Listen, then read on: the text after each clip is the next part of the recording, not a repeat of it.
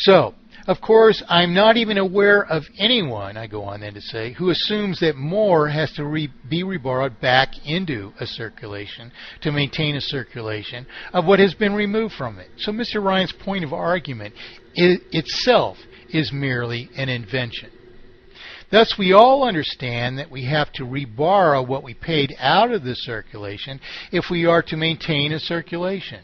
Moreover, this is plainly evident not only in the Excel spreadsheets I've made available for some 15 years, but in the source code and functionality of the models I provided the Reagan administration, which were made available to public bulletin boards as early as 1983 and 4. Thus, if Mr. Ryan had made the least effort to check the math, he would have found it in order before he made the false allegation he redundantly attempts to disprove.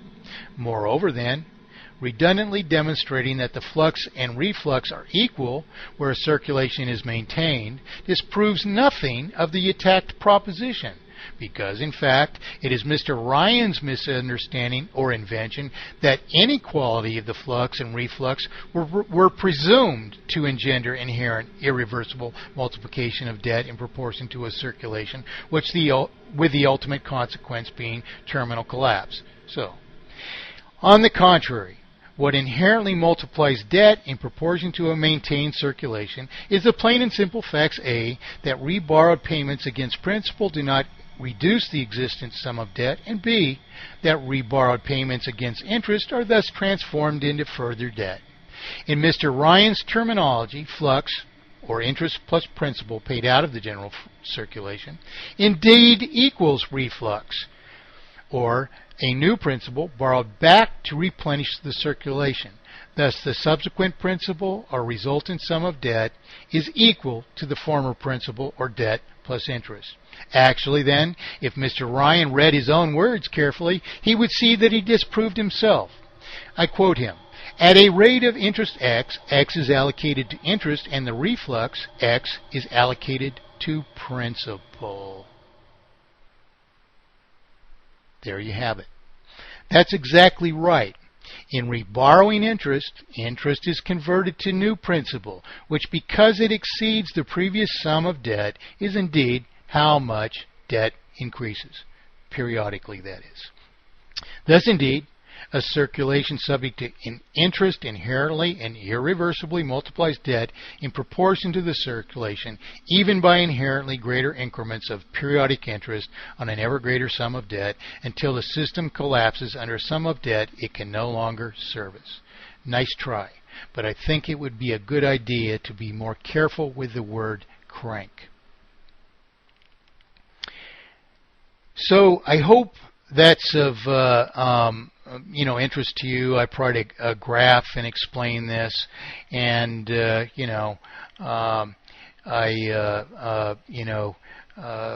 conclude the article with a set of conclusions which are a little bit humorous, at least.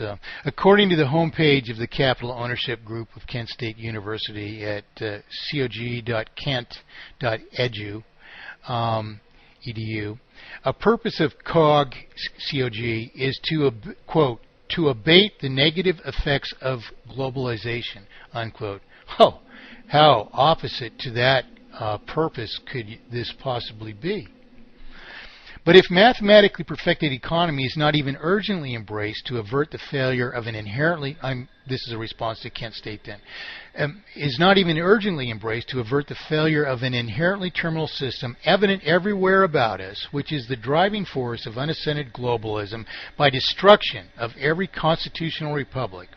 What we have at the Kent State University Capital Ownership Group, then, is no less than a prevailing quality of thinking, occupying no less than hundreds of purported economists at your expense, in nothing less than fabricating such obfuscations solely for the purpose of preserving the exploitation which even the name of this group exalts, Capital Ownership Group.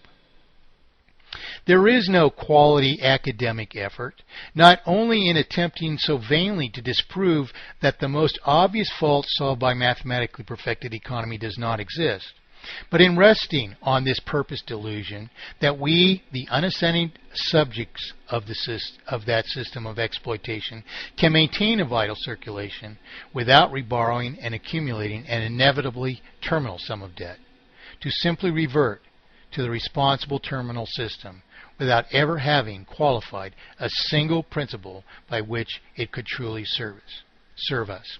So, of course, the so-called economic community has been, submitted these, assertions and proofs for so long. Of course, we can understand two reasons these economists, which I put in quotes, would resist mathematically perfected economy for their own hides at the expense of ours, because one, in a pre-MPE era, the proposition of MPE demonstrates their uselessness in failing to develop a bona fide discipline conducive to solution, and because two, in an established MPE era, MPE will certainly render them useless for their lack of any possible further purpose, such as the extended tenure over which they failed forever at their original purported purpose. There is simply no place for false economists in true economy, and from their fragile but so consistent solidarity, we might even expect that they know so. Thus, while their false economy inflicts so much damage upon the rest of humanity by inherently and irreversibly multiplying debt, even to collapse, they preserve unearned profit at the expense of true free enterprise and even our country. Why tell us about that then, especially if they cannot even give us any better reason than Mr. Ryan's, and they're bound to piss off somebody who can.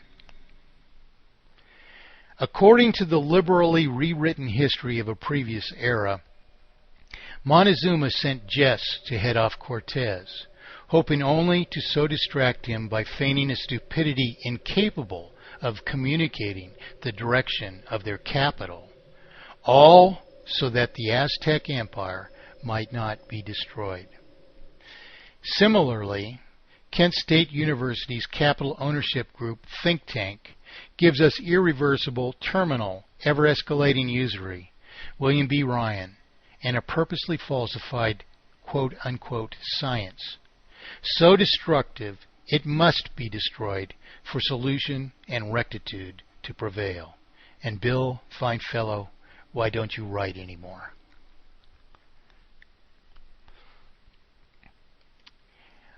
I see it's getting late.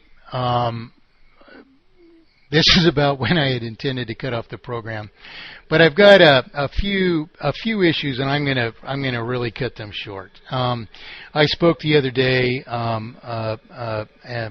about Hayek's article, A Free Market Monetary System, and I just want to read two paragraphs out of this article, and I'll make minimal comment on them. But they bear to a critical degree on the ostensible validity of Austrian economics. He says, when a little over 2 years ago at the second Lausanne conference of this group, this was a speech he gave in November 1977. I threw out almost as a sort of bitter joke that there was no hope of ever again having decent money unless we took from government the monopoly of issuing money and handed it over to private industry. I took it only half seriously. I guess so, because what's so preposterous about this, I'm not sure he was a Nobel. I think he won a Nobel Prize for economics. But how wrong can you be that the Federal Reserve is part of the federal government? It's private enterprise. So he's actually complaining against something as if it were government when it's private enterprise, saying that if it were private enterprise, it wouldn't do the things that it is doing because it is private enterprise. That's how inept this understanding, if there is any, is, But the suggestion proved extraordinarily futile. All my friends just jumped in there and backed me up on this, Following it up, I discovered that I had opened a possibility which in 2,000 years no single economist had ever studied. I'm sorry, pal, but if this was in 1977, 9 years before that, I'd proved mathematically perfected economy off the top of my head. Idiot wind. There were quite a number of people, he says, who have since taken it up, and we have devoted a great deal of study and analysis to this possibility.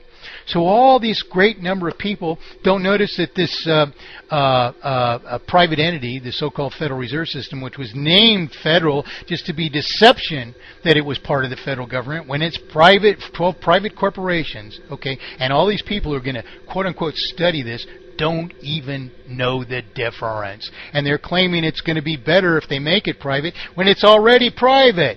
And that's the reason we're suffering all the things we are. So, that's how preposterous this article is, and this whole thing of Austrian economics. If you're a believer in this stuff, shame on you, As a result, I am more convinced than ever, this is the part that I was quoting, as a result, I am more convinced than ever that if we ever again are going to have a decent money, it will not come from government. Well, sorry, dude. Study your history. The Federal Reserve is 12 private corporations. It will be issued by private enterprise, he says, because providing the public with good money, which it can trust and use, can not only be an extremely profitable business. So you're not going to tokenize it. You're going to take profit out of it, and that's a service to the public. And you can't even tell them why. You're just saying that, you'll just benefit from this money because it'll be private, whereas the government's making all these mistakes when, in fact, the government you're referring to is actually the very private enterprise you're denouncing. This is precious. I love this stuff. Ron Paul, you're great, He says it imposes on the issuer a discipline to which the government has never been and cannot be subject. Okay? Well, who's the damn issuer? But private enterprise. Okay? Now, the government is not subject to it, of course not, But who is? The real creditor accepts a promissory obligation for property, and the debtor who issues their promise to pay, is subject to some discipline. But what is the discipline? He just wants to charge interest, and interest is the thing that destroys the integrity of money. And he's suggesting this system that we already have, which produces these effects, could be solved by having a private system like it with no different principle whatsoever. So you follow this and you go, my God, are these people brain dead? Or where do they keep their head? My God, this is preposterous. How can you read these things and think, oh my God, this guy's a demigod of the Austrian economists. So let's see. Ellen Hodgson Brown, I'm just going through these things. Ellen Hodgson Brown has advocated one banking model after another. She called what she thought was Benjamin Franklin's description of the Pennsylvania currency the most brilliant banking model in our nation's history. Well, we know, what the story is behind that now. So banking is another thing. We're dispelling all of the false propositions of solution. Banking goes away. We don't need banking. We really want to restore the right of the individual to issue their own promissory obligations. This is the reason that one of my formal definitions of mathematically perfected economy is, quote, every person's right to issue or to give up property for legitimate, enforceable promissory contracts free of extrinsic manipulation, adulteration, or exploitation of the obligation or the natural opportunity to make good on them. So Hayek is going on as if that might be his goal too, but all he's doing is saying, we do it the same way, and private enterprise will solve it. When in fact, he doesn't cite a single principle. These people who studying it don't even, with him, probably concurring in that idea, don't even realize they're actually studying private enterprise. And anyone with the most rudimentary understanding of the Federal Reserve System knows it's 12 private corporations, that impose this falsification of economy, this huge lie